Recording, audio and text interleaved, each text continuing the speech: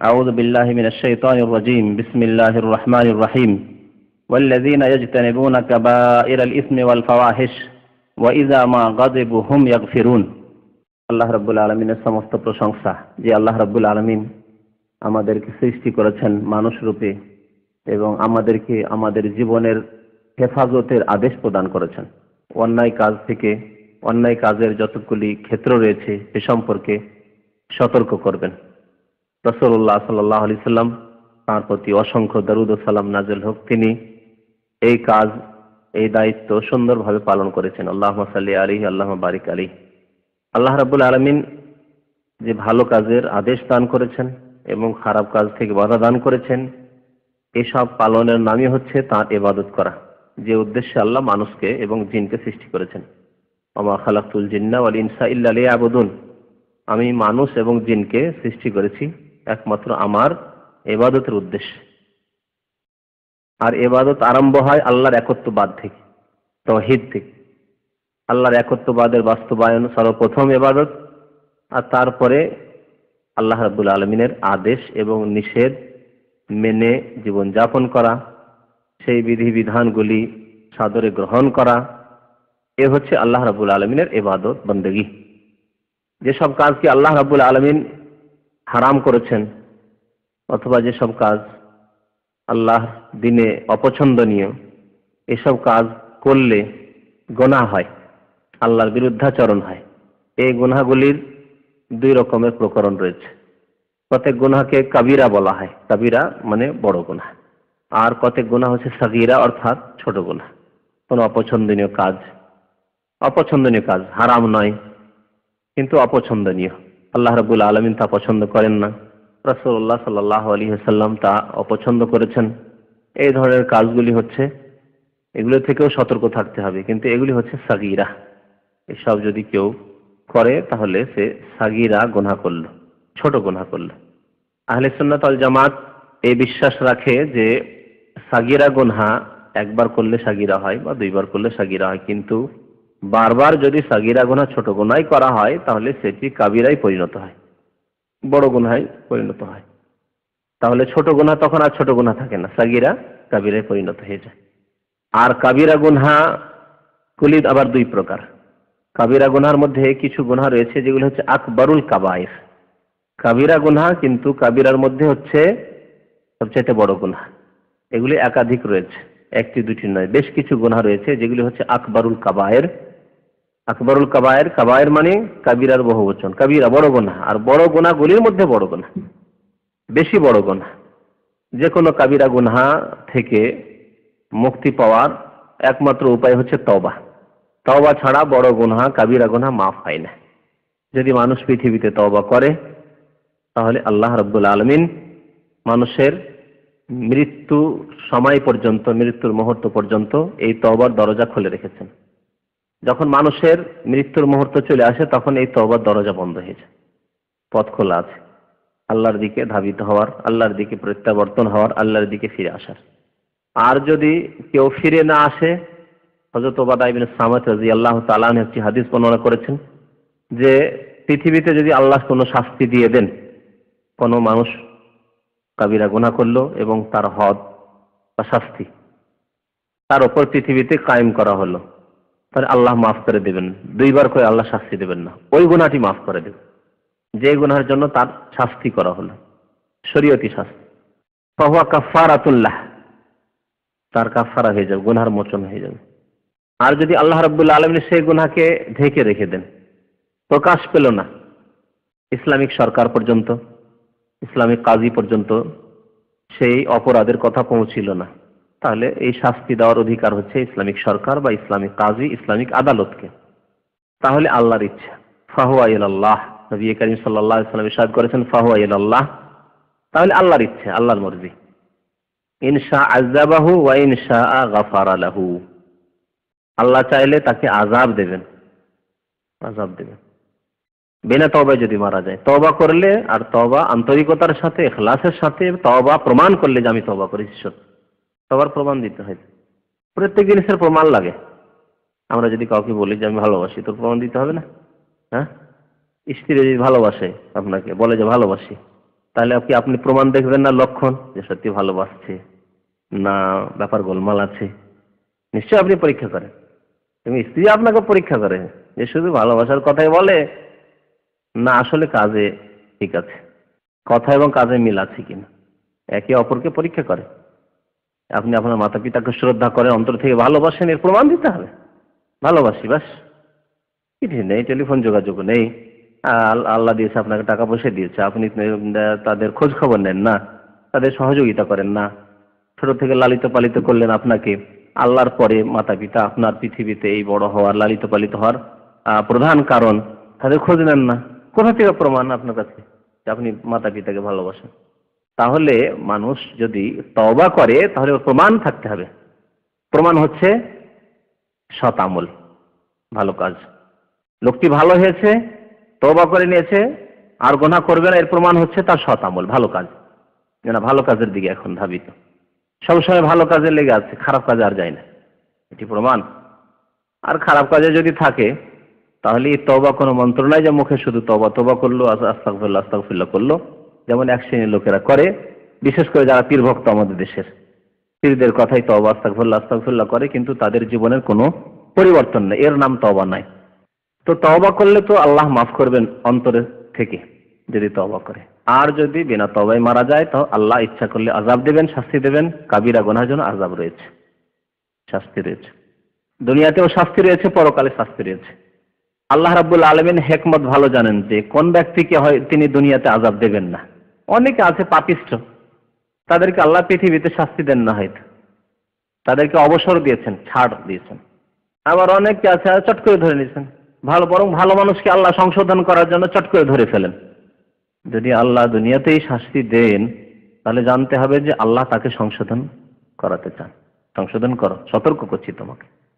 আর বেশি পাপী হলে আল্লাহ অনেক সময় দুনিয়ায় শাস্তি দেন, আর আল্লাহর হিকমত যদি থাকে যে না এর শাস্তি একসাথেই দেওয়া হবে জাহান্নামে, যেমন তেমন শাস্তি দেওয়া হবে না, পৃথিবীর শাস্তি পরকালের শাস্তির তুলনায় অনেক হালকা, সুতরাং একে হালকা শাস্তি দেওয়া হবে না, ওই কঠোর শাস্তি দেওয়া, আযাবুন আলিম, যন্ত্রণাদায়ক শাস্তি তার জন্য, জাহান্নামের শাস্তি, কবরের আযাবের শাস্তি, পরলৌকিক শাস্তি তার জন্য। তো যত পাপিষ্ঠ হবে, যত দুষ্ট দুরাচার হবে, যত বেশি আল্লাহর নাফরমান হবে, তত আল্লাহর হিকমত যে তাকে আল্লাহ কঠোর শাস্তি দেবেন, আর কঠোর শাস্তি মানুষের ওপর পরকালেই হবে। এই ঈমান আমাদের থাকতে হবে। কাবিরা গুনাহ কাকে বলে? যদি বড় গুনাহ যেগুলি রয়েছে কোরআন এবং হাদিসে, সেগুলি সম্পর্কে বিভিন্ন রকমের ভাষা আল্লাহ এবং রাসূল সাল্লাল্লাহু আলাইহি সাল্লামের পক্ষ থেকে এসেছে, বিভিন্ন রকমের বাণী উচ্চারিত হয়েছে। এই জন্য কাবিরা গুনহাকে একটি সংজ্ঞায় নিয়ে আসার জন্য উলামায়ে কেরামরা এ সম্পর্কে বিভিন্ন মন্তব্য করেছেন। শেখুল ইসলাম ইবনে তাইমিয়া রাহমাতুল্লাহ আলাইহি এ সম্পর্কে সংজ্ঞা করেছেন, এছাড়াও অনেক উলামায়ে কেরামরা সংজ্ঞা করেছেন। সবগুলি সংখ্যার সংজ্ঞার সারমর্ম হচ্ছে যে কাবিরা গুনাহ ওই গুনাহগুলি, যেই গুনাহগুলিকে হয়তো কোরআনে অথবা হাদিস, আল্লাহর কিতাব কোরআনে কারীমে অথবা রাসূলুল্লাহ সাল্লাল্লাহু আলাইহি ওয়াসাল্লামের হাদিসে কাবিরা বলে আখ্যায়িত করা হয়েছে, কাবিরা বলে আখ্যায়িত করা হয়েছে। তাহলে স্পষ্ট হয়ে গেল যে কাবিরা বলা হয়েছে। কিছু গুনাহ এরকম আছে এগুলিকে কাবিরা বলে আখ্যায়িত করা হয়েছে।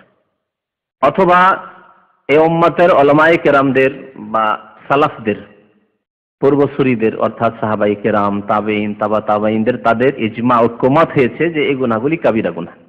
যেহেতু কোরআন এবং সুন্নাহ হচ্ছে, কোরআন এবং হাদিস হচ্ছে দ্বীন ইসলামের বিধিবিধান, শরীয়তের মূল দুইটি উৎস, আর তারপরেই তৃতীয় উৎস হচ্ছে ইজমা, অর্থাৎ এ উম্মতের সালাফগণের অর্থাৎ সাহাবায়ে কেরাম, তাবেঈন, তাবা তাবেঈনদের যুগের ঐক্যমত, এবং সেই ঐক্যমতটি কোরআন এবং হাদিস সম্মত, বিরোধী নয়। কারণ এমন কোন ইজমা সেই যুগে হয়নি যেটি কোরআন এবং হাদিস বিরোধী হতে পারে। তবে কিছু ইজমা বা ঐক্যমত সম্পর্কে কিছু লোকেরা পরবর্তীতে বিদআতপন্থীরা দাবি করে যে এই বিষয়ের উপর ইজমা হয়েছে, এই হয়েছে, সেই হয়েছে, এগুলি মিথ্যা দাবি। আর এই রকমের ইজমা বা ঐক্যমত হয়নি যেগুলি কোরআন এবং হাদিস বিরোধী। তো কাবিরা বলে আখ্যায়িত করা হয়েছে কোরআনে অথবা রাসূলুল্লাহ সাল্লাল্লাহু আলাইহি ওয়াসাল্লামের হাদিসে, অথবা এই উম্মতের প্রথম যুগের মানুষরা, সাহাবায়ে কেরাম, তাবেঈন, তাবা তাবেঈন, যেগুলি যুগ হচ্ছে উত্তম যুগ, স্বর্ণ যুগ, সেই যুগের লোকরা ঐক্যমত পোষণ করেছেন যে এগুলি কাবিরা গুনাহ। অথবা আল্লাহ রাব্বুল আলামিন কঠোর শাস্তির কথা বলেছেন। কাবিরা বলা হয়নি, কিন্তু কঠোর শাস্তির কথা বলা হয়েছে। এই কাজ যদি কেউ করে, এই অন্যায় করে, তাহলে তার জন্য রয়েছে আযাবুন আযীম। যেমন কোরআনে বেশ কিছু গুনার ক্ষেত্রে রয়েছে ওয়ালাহুম আযাবুন আযীম, বড় শাস্তি রয়েছে, মহাশাস্তি। আল আযাব আল আকবার, মহাশাস্তি রয়েছে, আযাব আকবার আল্লাহ বলেছেন। অথবা আযাবুন আলীম, তার জন্য যন্ত্রণাদায়ক শাস্তি রয়েছে। এইরকম যদি ভাষা উচ্চারিত হয়ে থাকে তাহলে সেগুলি হচ্ছে কাবিরা গুনাহ। আর কাবিরা গুনাহ কি? হয়তো কঠোর শাস্তির কথা বলা হয়নি বা কাবিরা এই ভাষাটিও প্রয়োগ করা হয়নি, কিন্তু সেই গুনাহ যদি কেউ করে, সেই গুনাহে যদি কেউ লিপ্ত হয় এবং তা প্রকাশ পায়, গোপনে থাকলে তো মানুষ বিচার করতে পারছে না, প্রকাশ পায়, তাহলে তার জন্য আল্লাহ রাব্বুল আলামিনের পক্ষ থেকে বা তার রাসূলের পক্ষ থেকে নির্ধারিত হদ রয়েছে, মানে দণ্ডবিধান রয়েছে, শাস্তি রয়েছে। যেমন চোর চুরি করলে হাতকাটা শাস্তি রয়েছে না? তাহলে চুরি করা কি? কাবিরা গুনাহ। কোন মানুষকে খুন করা, কঠোর শাস্তির কথা রয়েছে। আল্লাহ 5টি শাস্তির কথা কোরআনে বলেছেন, তাহলে কাবিরা গুনাহ, তাই না? ওয়া'আদ্দা লাহুম আযাবান আযীমাও বলেছেন আল্লাহ রাব্বুল আলামিন। যে ক্ষেত্রে আর হদ রয়েছে, অন্যায় যদি কেউ কাউকে খুন করে এর হদ রয়েছে, হদের কথা আলোচনা করেছিলাম। হদ মানে শরীয়তি শাস্তি। শরীয়তি শাস্তি হচ্ছে হত্যার বদলে হত্যা, তাহলে কাবিরা গুনাহ। যদি কঠোর শাস্তির কথা কোরআন হাদিসে নাও থাকতো, তাহলে যেহেতু হত্যার বদল কিসাস রয়েছে, হত্যা, সেজন্য সেটি হচ্ছে কাবিরা গুনাহ। বরং শুধু কাবিরা না, আকবারুল কাবায়ের পরে বলবো, মানে কাবিরাগুলির মধ্যে হচ্ছে এগুলি বড় ধরনের গুনাহ। এইরকমই ব্যভিচার, ব্যভিচারের জন্য হদ রয়েছে, শাস্তি রয়েছে, তাহলে ব্যভিচার হচ্ছে কাবিরা গুনাহ। অথবা কোন এমন গুনাহ রয়েছে যার জন্য হদ তো নেই, কিন্তু ওই গুনাহকারীর জন্য আল্লাহ রাব্বুল আলামিনের বা তার রাসূলের বা মুমিনদের লানত, অভিশাপের কথা বলা হয়েছে। লানত বা অভিশাপের কথা বলা হয়েছে। লানত মানে হচ্ছে অভিশাপ, লানত মানে হচ্ছে আল্লাহর রহমত থেকে বঞ্চিত করার ঘোষণা, আল্লাহর পক্ষ থেকে অথবা তার রাসূলের পক্ষ থেকে। যেমন সুদখোর সম্পর্কে নবী সাল্লাল্লাহু আলাইহি ওয়াসাল্লামের কি হাদিস আছে? লানা রাসূলুল্লাহ সাল্লাল্লাহু আলাইহি ওয়াসাল্লাম আকিলার রিবা ওয়া মুকিলাহু। আল্লাহ রাসূল কি করেছেন? অভিসম্পাদ করেছেন, লানত করেছেন, মানে আল্লাহর রহমত থেকে দূর হওয়ার জন্য বদ্দুয়া রয়েছে নবী করিম সাল্লাল্লাহু আলাইহি ওয়াসাল্লাম। তাহলে সুদ খাওয়া বা সুদের উপর টাকা নেওয়া, সুদের সাক্ষী থাকা কাতেবের উপর, যে যারা ক্লার্কের কাজ করে, যারা সুদী ব্যাংকে চাকরি করে, লানত রয়েছে। তাহলে সুদী ব্যাংকে চাকরি করে সাগীরা না কাবিরা? লানত রয়েছে, কাবিরা গুনাহ। সুদী কারবারে সাহায্য করা, সহযোগিতা করা, কাবিরার মধ্যে। শাহেদ, যে সাক্ষী থাকবে, নবী সাল্লাল্লাহু আলাইহি ওয়াসাল্লাম বলেছেন। আচ্ছা, লানত হয়েছে অনেক গুনার উপর, তার মধ্যে আরেকটি গুনার কথা মনে পড়ল, তাই মানে উদাহরণস্বরূপ, নাহলে অনেক গুনাহ রয়েছে যে ক্ষেত্রে লানত রয়েছে। লানত রয়েছে লান আল্লাহুল মুহাল্লিল ওয়াল মুহাল্লাল লাহু। আমাদের দেশে হালাল আর হিল্লার বিয়ে হয়, তাই না? হিল্লার বিয়ে, রাগে বিবিকে তালাক দিয়ে দিল, আর তাদের মযহাবে রয়েছে যে 3 তালাক, 3টি গুলি একসাথে ছুড়লে 3টিই গেল। হাত থেকে যখন চলে গেল, এখন কি করবে? স্ত্রী গেল, এখন স্ত্রীকে ফিরাতেই হবে, ফিরাতেই হবে। রাগ ঠান্ডা হয়েছে, তখন হাই করলাম কি, করলাম কি, তো গেল স্ত্রী, ওকেই ফিরাতে হবে। আর মযহাব হারাম করে দিয়েছে যে 3 তালাক মানে 3 তালাক। সুতরাং হিল্লা, হিল্লা মানে বাহানা, হিল্লার মানে হয় বাহানা করা। হিল্লা মানে বুঝেন তো? হিল্লা মানে বাহানা করা, মানে সোজা না চলে বক্র পথে চলা, সাপের মতো। এর মানে হচ্ছে হিলা। আরবি ভাষা আসলে হিলাই বলে, তাল বাহানা করে। তো এই হিলা রয়েছে, আসলে আরবিতে হিলা, ওইটিকে বাংলা অনেক হিল্লা বলে না, আরবিতে হচ্ছে হিলা। হিলা মানে প্রতারণা, হিলা মানে প্রতারণা হয়, হিলা মানে বক্র পথে চলা হয়, বাহানা করা হয়, এগুলি হচ্ছে খারাপ অর্থ। কাজটি ঘৃণিত, শব্দটিও ঘৃণিত আসলে। আর নবী কারীম সাল্লাল্লাহু আলাইহি ওয়াসাল্লাম কি বলেছেন? লান আল্লাহুল মুহাল্লিল ওয়াল মুহাল্লাল লাহু। হালালাকারী এবং যার মুহাল্লিল মানে যে ভাড়াটা পাঠা হবে, তা বুঝতে পারছেন তো? মুহাল্লিল যে হালালা করলো আর যে হালালা করালো, দুইজন, মানে যার স্ত্রীকে হালাল করা হলো হচ্ছে মুহাল্লাল, যার জন্য হালাল করা হলো বিবিকে। আর মুহাল্লিল যে ভাড়াটা হয়ে আসলো, একদিনের জন্য বিয়ে করলো, এক রাতের জন্য। দুইজনের উপরে আল্লাহ কি করেছেন? লানত করেছেন। তাহলে গুনাহটি সাগীরা না কাবিরা? তারপরে ফিকহের কিতাবে আছে আমাদের দেশে যে কাজটি মাকরুহ। বেহেশতি যাওয়ার পড়ে দেখুন, আর ওই হিদায়াত এইসব কিতাব পড়ে দেখুন যে কাজটি মাকরুহ, মাকরুহের লানত হয়। আগেই বলেছি কিন্তু অপছন্দনীয় কাজ যদি কেউ করে, মাকরুহ কাজ করে, তাহলে ওইটা হচ্ছে সাগীরা। আল্লাহ লানত করছেন, মানে রহমত থেকে বঞ্চিত করছেন। আল্লাহ ঘোষণা করছেন যে এই ভাড়াটা হয়ে আসবে, আর যার জন্য মানে যে ভাড়া করে নিয়ে আসবে যে আমার বিবি হালাল করো তুমি, দুইজনের উপরে লানত আল্লাহ, কাবিরা গুনাহ। তাহলে এরকম ঘুষখোরের উপরে আল্লাহ লানত রয়েছে। লান আল্লাহর রাশি আল মুরতাশি, যে ঘুষ দেবে আর যে ঘুষ নেবে উভয়ের উপরে আল্লাহ লানত করেছেন। তাহলে কাবিরা গুনাহ ঘুষ খাওয়া, ঘুষ দেওয়া। তো এই ছিল মানে কয়েকটি দিক কাবিরা গুনাহ, এগুলি কাবিরা গুনাহ। কাবিরা গুনাহ শেষখানে আর একটি দিক রয়েছে, সেটি হচ্ছে যে এমন গুনাহ যেই গুনাহর প্রতিফল হিসাবে আল্লাহ এবং তার রাসূল বলেছেন যে এইরকম কেউ গুনাহ করলে সে জান্নাত থেকে মাহরুম হবে, বঞ্চিত হবে বা জাহান্নামে যাবে।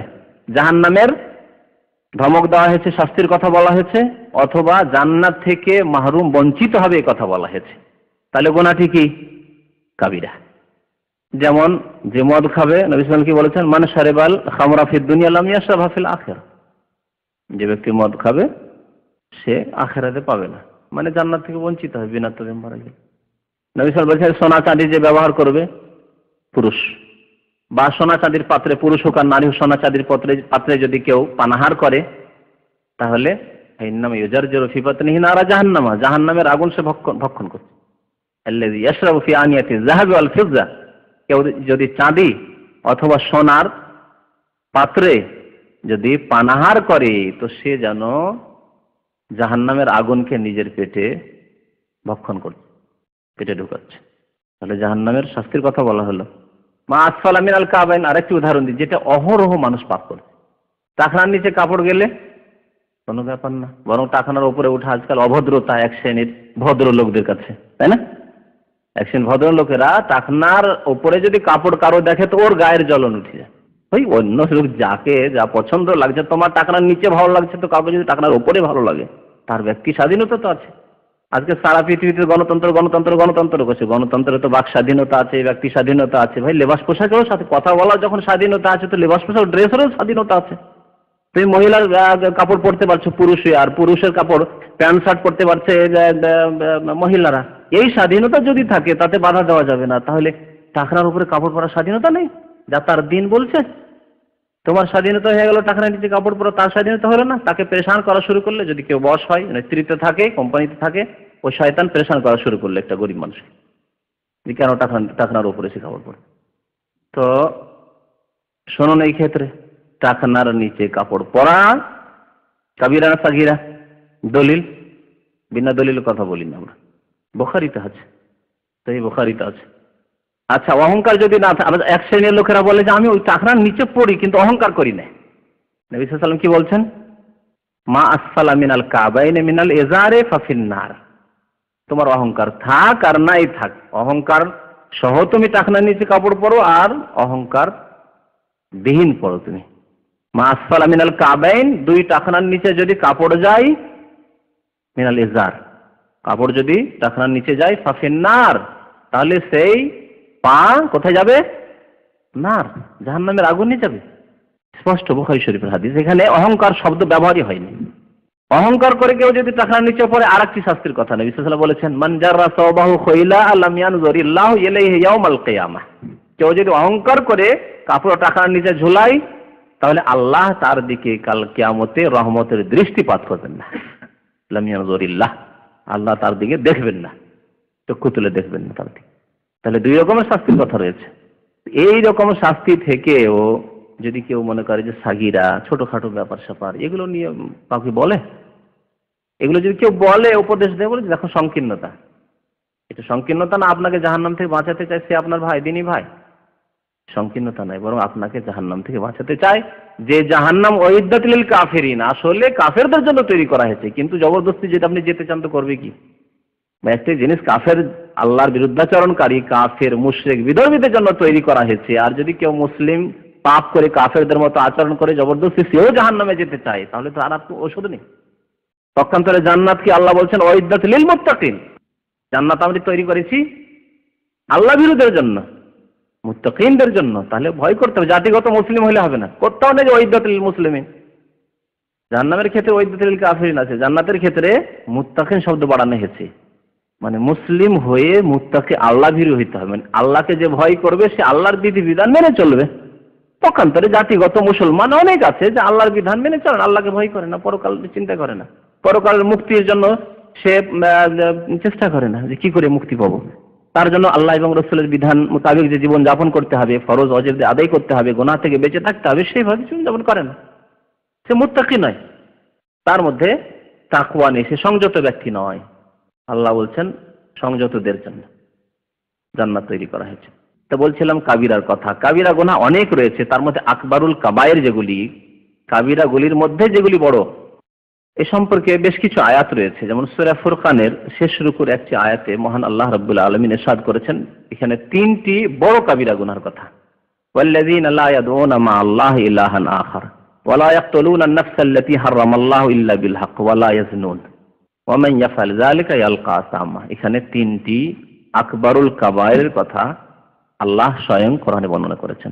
তারপরে আল্লাহ তওবার দরজা খুলেছেন যে আল্লাহর রহমত থেকে বঞ্চিত আল্লাহ করবেন না, সেই জন্য রহমতের দ্বার খুলে রেখেছেন। রহমত কার জন্য? যে ব্যক্তি আল্লাহর দিকে ফিরে আসবে। এইরকম চরম অন্যায় করার পরেও যেসব অন্যায়ের ওপর আর কোনো অন্যায় হতে পারে না, যেসব পাপের ওপর গুনাহের ওপর আর কোনো গুনাহ হতে পারে না। আল্লাযীনা লা ইয়াদউনা মা আল্লাহি ইলাহান আখার, প্রথম গুনাহ যেটি, সেটি হচ্ছে কি? সবচেয়ে বড় গুনাহ যেটি শিরক।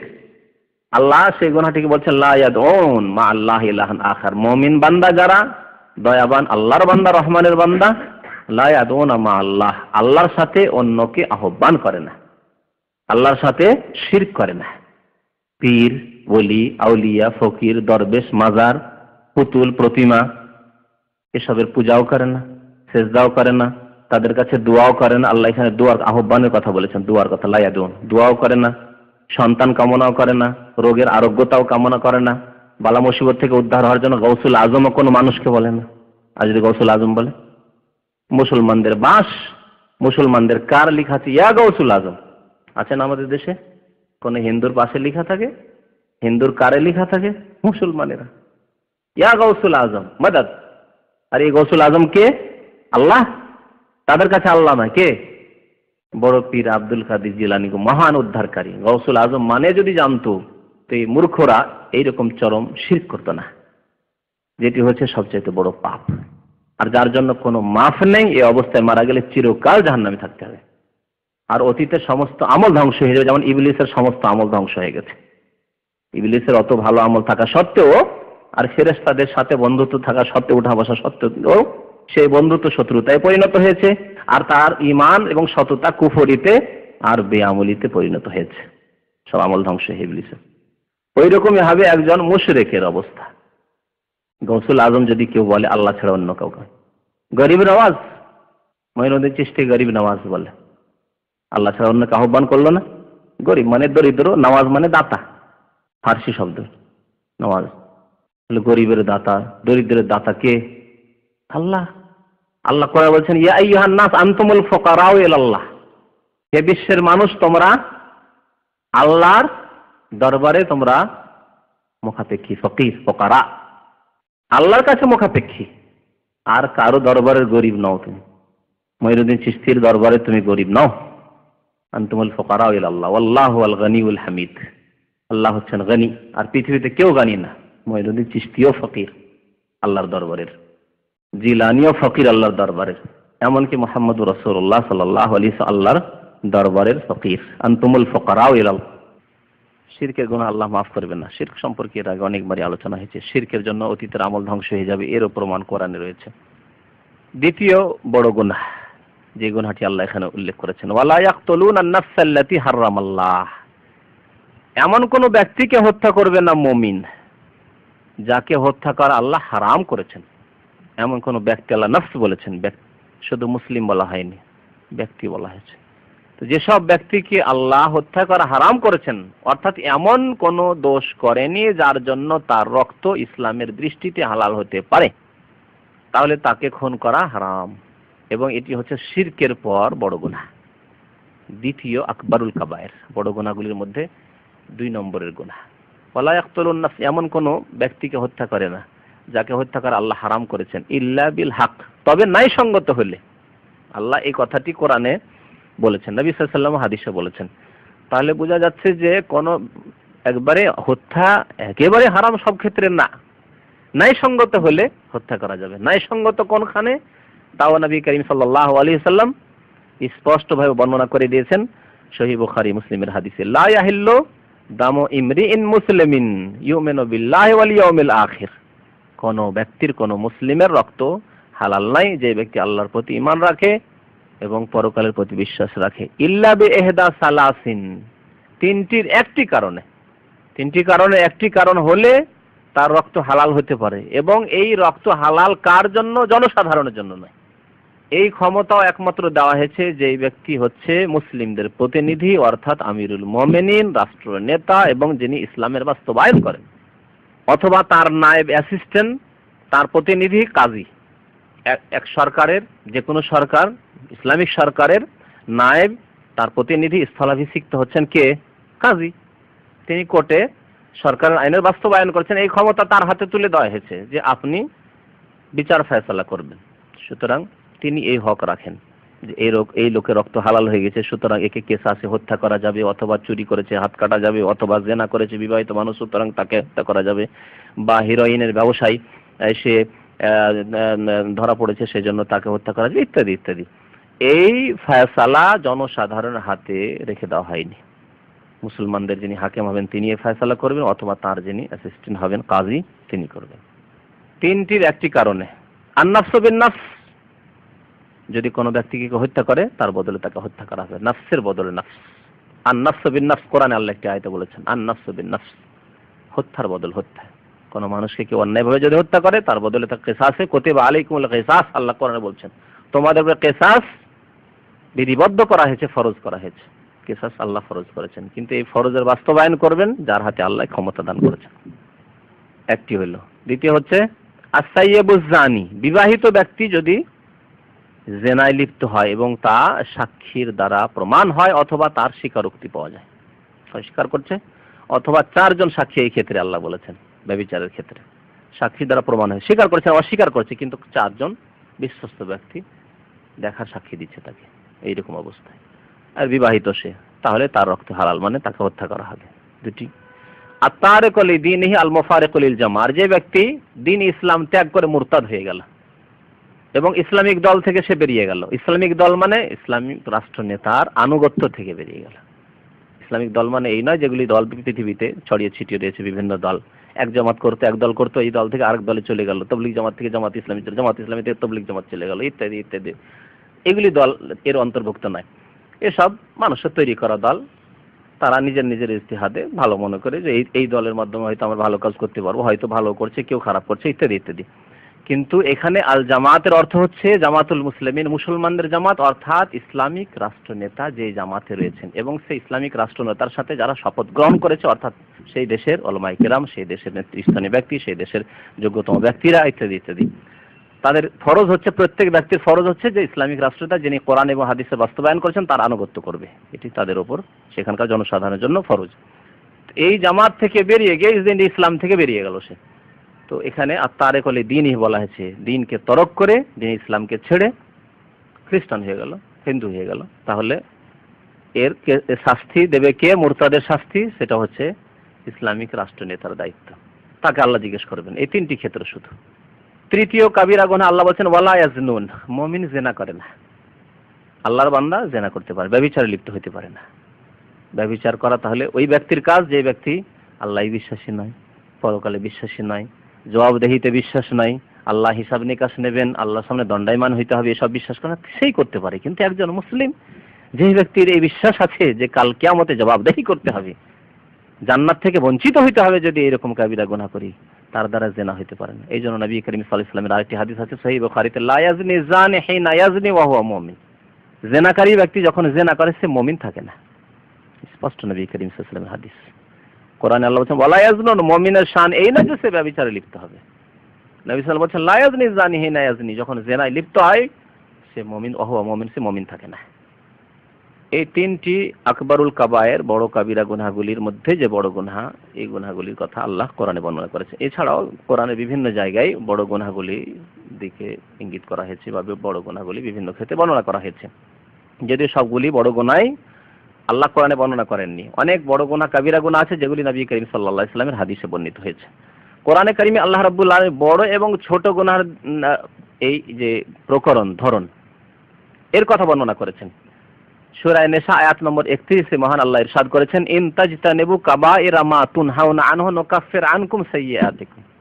আল্লাহ বলেন, তোমরা যদি তোমাদেরকে যেসব কাবিরা বড় গুনাহ থেকে নিষেধ করা হয়েছে তা থেকে তোমরা বেঁচে থাকো, সতর্ক থাকো, তাহলে নুকাফির আনকুম সাইয়্যাতিকুম, তোমাদের সাইয়্যাত মানে ছোটখাটো গুনাহ।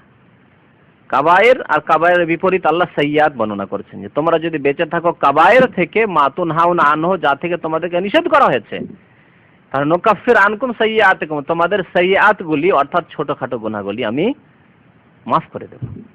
সুসংবাদ বটে। যেমন সতর্ক, যে সতর্ক, সাবধান, কাবিরা গুনাহ করবে না, যেমন সতর্ক বাণী এখানে রয়েছে, তেমন রয়েছে সুসংবাদ, যে কাবিরা গুনাহ থেকে বেঁচে যদি থাকো বড় গুনাহ থেকে, তাহলে ছোট গুনাহগুলি আমি আমার রহমতে মাফ করে দেব। নুকাফির আনকুম সাইয়্যাতিকুম ওয়া নুদখিলকুম মুদখালান কারীমা, এবং সম্মানের স্থানে তোমাদেরকে প্রবিষ্ট করব, অর্থাৎ জান্নাতে আমি দাখিল করব তোমাদেরকে। নুদখিলকুম মুদখালান কারীমা, সম্মানের জায়গায় তোমাদেরকে পৌঁছে দেব, জান্নাতে যেতে পারবে। তাহলে কাবিরা গুনাহ করলে জান্নাতে যেতে বাধা প্রাপ্ত হতে পারে। সাগিরা গুনাহ, আর যদি কন্টিনিউ সাগিরা গুনাহ না করে, কখনো কখনো হয়ে গেছে, আল্লাহ মাফ করে দেবেন যদি কাবিরা গুনাহ থেকে বেঁচে থাকে। এই আয়াতে আল্লাহ ওয়াদা করেছেন, ইন তাজতানিবু কাবাইরা মা তুনহাউনা আনহু নুকাফির আনকুম সাইয়্যাতিকুম ওয়া নুদখিলকুম মুদখালান কারীমা। সূরা নাজমের আয়াত নম্বর 31-32 এখানেও কাবিরা এবং সাগিরার কথা বলা হয়েছে। আল্লাযীনা ইয়াজতানিবুনা কাবাইরাল ইসমি ওয়াল ফাওয়াহিশা ইল্লাল লামাম, এখানে দুই রকমের গুনাহর কথা বলা হয়েছে। আল্লাযীনা মুমিন, মুমিনদের গুনাহবলী আল্লাহ বলেন, আল্লাযীনা আহসানু বিল হুসনা, আল্লাহ রাব্বুল আলামিন তাদেরকে প্রতিদান দেবেন, ভালো প্রতিদান, যারা সৎকর্মশীল। আর সৎকর্মশীলদের গুণ বর্ণনা করতে গিয়ে আল্লাহ বলছেন, আল্লাযীনা ইয়াজতানিবুনা কাবাইরাল ইসম, ইসম মানে গুনাহ, আর কাবায়ের কাবিরার বহুবচন, যারা কাবিরা গুনাহগুলি থেকে ইয়াজতানিবুন পরেজ করে, সতর্ক থেকে বেঁচে থাকে, বড় গুনাহ করে না। এজন্য মুসলিম যে ব্যক্তি কোরআন, আল্লাহ এবং রাসূলের কথা জানবে, সে কাবিরা গুনাহ করতে পারে না ইচ্ছা করে। জানবে যে গীবত করা কাবিরা গুনাহ, জানবে চুগলখড়ি করা কাবিরা গুনাহ, জানবে যে সে মিথ্যা কথা বলা কাবিরা গুনাহ, জানবে যে মিথ্যা অপবাদ দেওয়া কাবিরা গুনাহ, তারপরে সেই গুনাহগুলি করবে, একজন মুমিন হতেই পারে না। আল্লাহ রাব্বুল আলামিন ইরশাদ করেছেন যে মুমিনের শান হচ্ছে, সৎকর্মশীলদের আচরণ হচ্ছে কি, যে ইয়াজতানিবুনা কাবাইরাল ইসম, বড় গুনাহ থেকে তারা ইজতিনাব করে, মানে বেঁচে থাকে, পরহেজ করে। ওয়াল ফাওয়াহিশা, এবং অশ্লীল কাজ থেকে, অশ্লীল কাজগুলি হচ্ছে কাবিরার অন্তর্ভুক্ত, যে কোনো অশ্লীল কাজ হচ্ছে কাবিরার অন্তর্ভুক্ত। কিন্তু আল্লাহ রাব্বুল আলামিন বিশেষভাবে অশ্লীল কাজগুলিকে বর্ণনা করেছেন। ইল্লাল লামাম, তবে ছোটখাটো গুনাহ। এখানে লামাম মানে ছোট গুনাহ, যেমন ওখানে সাইয়্যাত মানে ছোট গুনাহ। ইল্লা, কিন্তু ছোট গুনাহ, হ্যাঁ ছোট গুনাহ হলে আল্লাহ মাফ করবেন, কিন্তু অহরহ নয়। কখনো ভুল হয়ে গেল, আর মানুষ মাত্রই তো ভুল হবে, ছোট গুনাহ হবে, হতে পারে, আল্লাহ মাফ করে দেবেন। ইন্না রাব্বাকা ওয়াসিউল মাগফিরাহ, তারপরে আল্লাহ আরো সুসংবাদ দিচ্ছেন যে নিশ্চয় তোমার পরওয়ারদিগার, নবী সাল্লাল্লাহু আলাইহি ওয়াসাল্লামকে আল্লাহ সম্বোধন, ইন্না রাব্বাকা ওয়াসিউল মাগফিরাহ, তোমার পালনকর্তার মার্জনা হচ্ছে বড় প্রশস্ত, ওয়াসি, প্রশস্ত। ইন্না রাব্বাকা ওয়াসিউল মাগফিরাহ, তো বড় গুনাহ থেকে যদি বেঁচে থাকো তাহলে জানো যে সৎকর্মশীল, আর ছোটখাটো গুনাহ যদি হয় তো আল্লাহ মাফ করে দেবে। ইন্না রাব্বাকা ওয়াসিউল মাগফিরাহ। বড় গুনাহগুলির কয়েকটি গুনাহ জানলাম আমরা, শিরক, আর কি, খুন করা, আর ব্যভিচার। বড় গুনাহর আরেকটি গুনাহ 4 নম্বরে শুনেন, নামাজ ত্যাগ করা। নামাজ ত্যাগ করা হচ্ছে আকবরুল কাবায়ের, বড় গুনাহগুলির মধ্যে শীর্ষস্থানীয় গুনাহ, মানে সবচেয়ে বড় গুনাহ। এজন্য শিরক এবং কুফরির পরে যে বড় গুনাহ সেটি হচ্ছে এই নামাজ ত্যাগ করা। বরং অনেক উলামায়ে কেরামরা যারা তুলনা করেছেন খুনের গুনাহকে আর নামাজ ত্যাগ করার গুনাহকে, তারা বলেছে খুনের গুনাহ চাইতে বড় নামাজ ত্যাগের গুনাহ। নামাজ তরকের গুনাহ, নামাজ অস্বীকার করা, অস্বীকার করা তো কুফরি, ইসলামের গণ্ডি থেকে বেরিয়ে যায়। কিন্তু নামাজ অবহেলায়, অলসতায়, পড়বো, আমার বাবাকে তো দেখেছি 40 বছর বয়সে শুরু করতে, আমি পড়বো, তাহলে এই গুনাহ হচ্ছে খুন করার চাইতে বড় গুনাহ।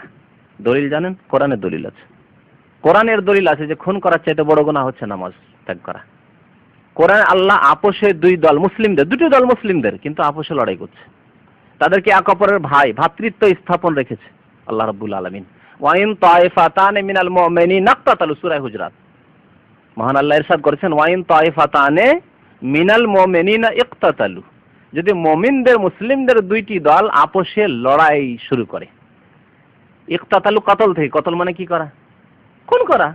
এক অপরকে খুন করছে, এক বংশ আরেক বংশ খুন করছে, এক দল আরেক দলকে খুন করছে, রাজনৈতিক দল বা অন্য কোনো দল ইত্যাদি ইত্যাদি। তারপরেও তারা একে অপরের ভাই। একে অপরের ভাই কথাটি কোথায়? তার পরের অংশটুকুতে। ফাআসলিহু বাইনাহুমা ওয়াইন তায়ফাতান মিনাল মুমিনিনা ইকতাতালু ফাআসলিহু বাইনাহুমা ফাইন বাগাত ইহদাহুমা আল উখরা ফাকাতিলুল্লাতী তাবগি হাত্তা তাফিয়া ইলা আমরিল্লাহ। তারপরে আয়াতে আল্লাহ বলছেন ইন্নামাল মুমিনুনা ইখওয়া ফাআসলিহু বাইনা আখাওয়াইকুম, মুমিনরা এক অপরের ভাই।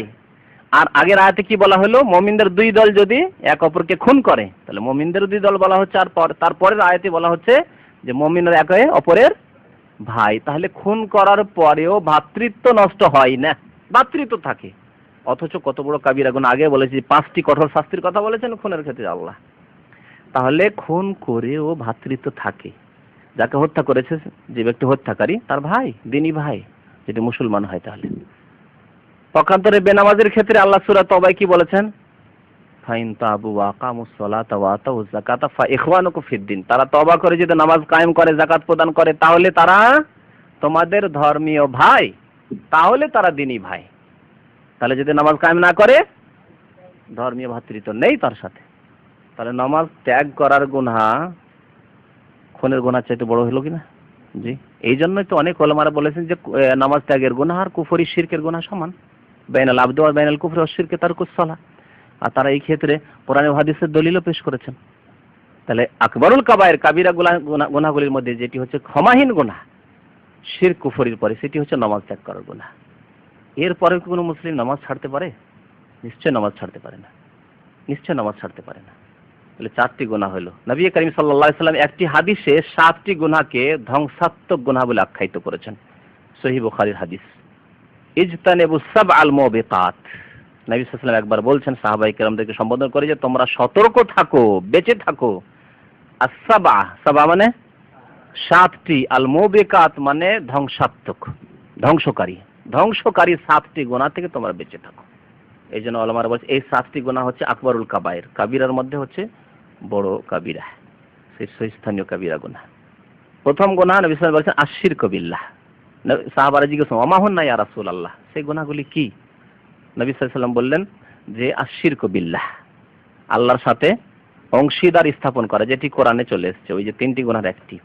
দ্বিতীয় আকবরুল কাবায়ের ধ্বংসাত্মক গুনাহ বা ধ্বংসকারী গুনাহ হচ্ছে আস-সিহর, জাদু, জাদু করা, জাদু শেখা বা কারো কাছ থেকে জাদু তলব করা। নিজে জাদুকর নন, আপনি জাদু জানেন না, কিন্তু একটি লোককে হত্যা করবেন, খুন করবেন এই জাদুর মাধ্যমে, মারবো, বা একটি লোকে পাগল করবেন, একটি লোককে আপনি মানে বিপদগ্রস্ত করবেন, যাতে আজীবন রোগী হয়ে খোড়া হয়ে থাকে, বিছানায় পড়ে থাকে, সেই জন্য জাদু ব্যবহার করছেন তাকে ধ্বংস করার জন্য বা তাকে এইভাবে মানে বিপদগ্রস্ত করার জন্য। আপনি জাদু করেন না, কিন্তু জাদু তলব করলেন পয়সা দিয়ে, যে তোমাকে এত টাকা দেব, এই লোকটিকে জাদু করতে হবে। এই সমস্ত কাজগুলি হচ্ছে জাদু শিক্ষা করা, জাদু করা এবং জাদু করা তলব করা, জাদুকরের শরণাপন্ন হওয়া, আশ্রয় নেওয়া, যে আমাকে এই কাজগুলি করে দাও। এগুলো হচ্ছে সব কুফর, শিরক। কুফর এবং শিরক আর জাদুতে কোনো তফাৎ নেই। নবী করিম সাল্লাল্লাহু আলাইহি ওয়াসাল্লাম একটি হাদিসে বলেছেন যে মান সাহারা ফাকাদ আশরাকা, যে ব্যক্তি সেহের জাদু করলো সে কি করলো? শিরক করলো, সে ব্যক্তি শিরক করলো। আর এই জাদুর, এই জন্য জাদুর শাস্তি হচ্ছে কোনো মুসলিম, অমুসলিম তো অমুসলিম, কিন্তু মুসলিমও যদি জাদুতে ধরা পড়ে যে সে জাদু করেছে, জাদু করিয়েছে, তাহলে তার শাস্তি হচ্ছে হত্যা, তার শাস্তি হচ্ছে হত্যা, যার বাস্তবায়ন আজকে সৌদি আরবে ইসলামিক দেশে হয় এখনো। আর এই আদেশটি নবী করিম সাল্লাল্লাহু আলাইহি সাল্লামের জামানা থেকে চলে আসছে। বুখারী শরীফে একটি হাদিস আছে যে হযরত ওমর রাদিয়াল্লাহু তাআলা আনহু তার খেলাফত কালে বিভিন্ন শহরে চিঠি লিখলেন যে আনিকতুলু কুল্লা সাহিরিন ওয়া সাহিরা, দেখো তোমরা প্রত্যেক জাদুকারী পুরুষ আর জাদুকারী নারীকে যদি পেয়ে যাও জাদুতে, জাদুর কাজে লিপ্ত, তাহলে তাকে কি করো? উকতুলু, হত্যা করা। তো জাদুকরের শাস্তি হচ্ছে হত্যা, এটা হচ্ছে ইসলামের শাস্তি।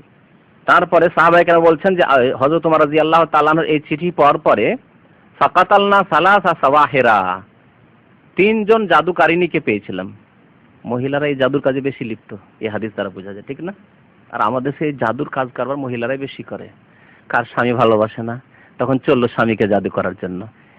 স্বামীকে গাছ খাওয়ায় আমাদের দেশে, হ্যাঁ, জাদু করায়, স্বামী যাতে করে ভালোবাসে, আমাকে কিছু করে দাও তো।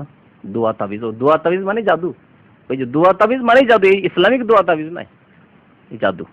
আর ইসলামে তাবিজ নেই, এর আগে তাবিজের আলোচনা শুনেছেন। ইসলামে দোয়া আছে, কিন্তু এই যে দোয়া নামটি ব্যবহার করে মানুষকে ধোঁকা দেওয়ার জন্য, এটা জাদুকর।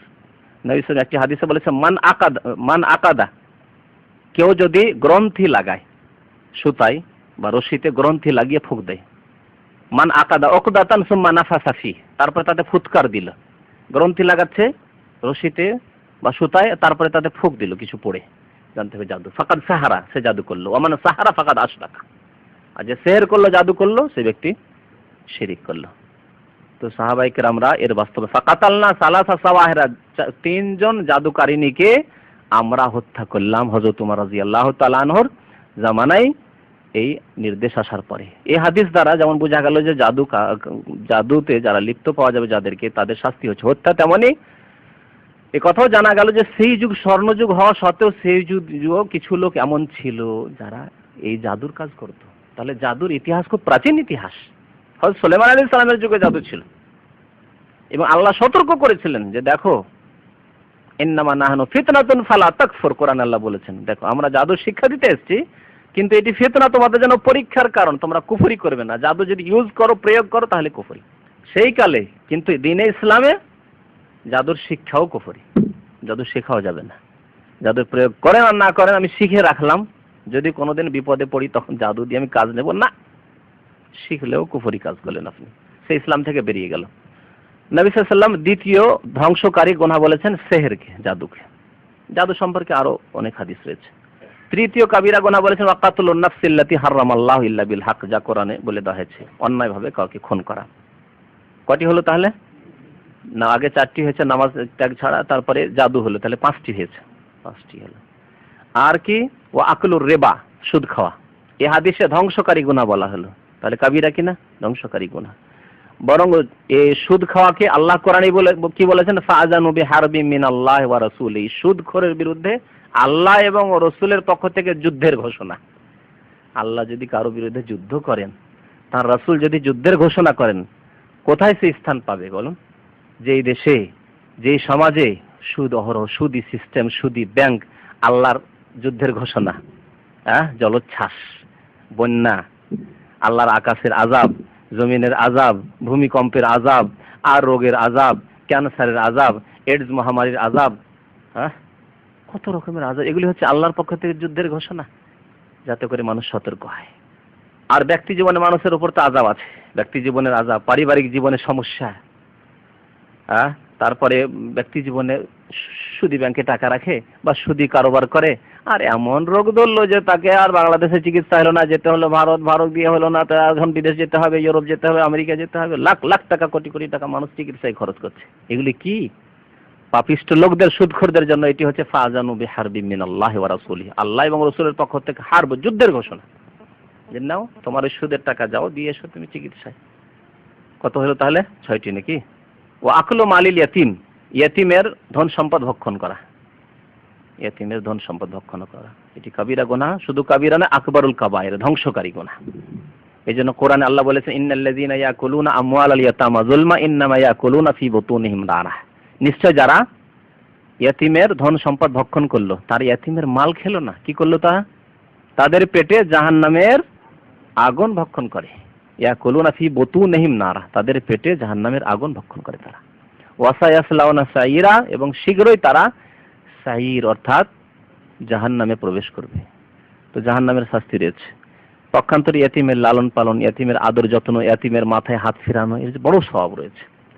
মুক্তির পথ, জাহান্নাম থেকে বাঁচার ওসিলা, মাধ্যম, জান্নাত পাওয়ার মাধ্যম, ওসিলার মধ্যে গুরুত্বপূর্ণ একটি মাধ্যম হচ্ছে ইয়াতিমের লালন পালন, যত্ন করা। তারপরে ধ্বংসাত্মক গুনাহ বা ধ্বংসকারী গুনাহ হচ্ছে ওয়াতাওয়াল্লি ইয়াউমাজ জাহাফ, রণক্ষেত্র থেকে, যুদ্ধের ময়দান থেকে শত্রুকে, দুশ্মনকে, কাফেরকে পিঠ দেখে পলায়ন করা, তাওয়াল্লি, পলায়ন করা, এটি হচ্ছে কাবিরা গুনাহ। দেখতে মনে হচ্ছে ছোট না, কিন্তু কাবিরা গুনাহ। কেন কাবিরা গুনাহ? কারণ একজন লোক যদি পালায় তাহলে মানুষের মনোবল ভেঙে পড়বে, যে ব্যাপারটা কি, বড় সমস্যা তাহলে আছে মনে হয়, আর বাঁচা যাবে না হয়তো। তখন হয়তো জিতে যাওয়া যুদ্ধ কি হয়ে যাবে, হারে পাল্টিয়ে যাবে, পরিবর্তন হয়ে যাবে, যুদ্ধের চিত্র পাল্টিয়ে যাবে। আর এইরকম হয়েছিল হুনাইনের যুদ্ধে। প্রথম তো হুনাইনের যুদ্ধে একটি ত্রুটি আল্লাহ ধরেছিলেন, যে তাদের অহংকার, যে আজকে আমরা 12,000 হারি, আল্লাহ ধরে নিন। আল্লাহ কোরআনে বলছে, ইযা আজাবাতকুম কাসরাতুকুম, তোমাদের আধিক্যতে তোমাদের খুব ভালো লেগেছিল যে আজকে আমরা হারছি না, কাফেরদেরকে আজকে পরাস্ত করে ছাড়বো। আল্লাহ হারিয়ে দিলেন। তীর যখন এক বৃষ্টির মতো, মুসলধারে বৃষ্টির মতো তীরের বর্ষণ শুরু হয়ে গেল, তখন নতুন নতুন যেগুলো আর নতুন মুসলমানের সমস্যা করেছিল। মক্কা বিজয় হয়েছে, আর তারপরে পরে হুনাইনের যুদ্ধ, নতুন মুসলমানরা তারাও যুদ্ধে শরীক হয়েছে। যেমন তীর বর্ষণ শুরু হয়েছে, তাদেরও পালাতক অবস্থা, সব পালাতে শুরু করেছে। ভালো ভালো আল্লাহ ওয়ালা সাহাবাই কেরাম, বদরি, ওহদি সাহাবি, মুহাজিরিন, আনসার যারা, তারাও বিব্রত অবস্থা। হলো কি, ব্যাপারটা কি, তারাও পালাতে শুরু করেছেন।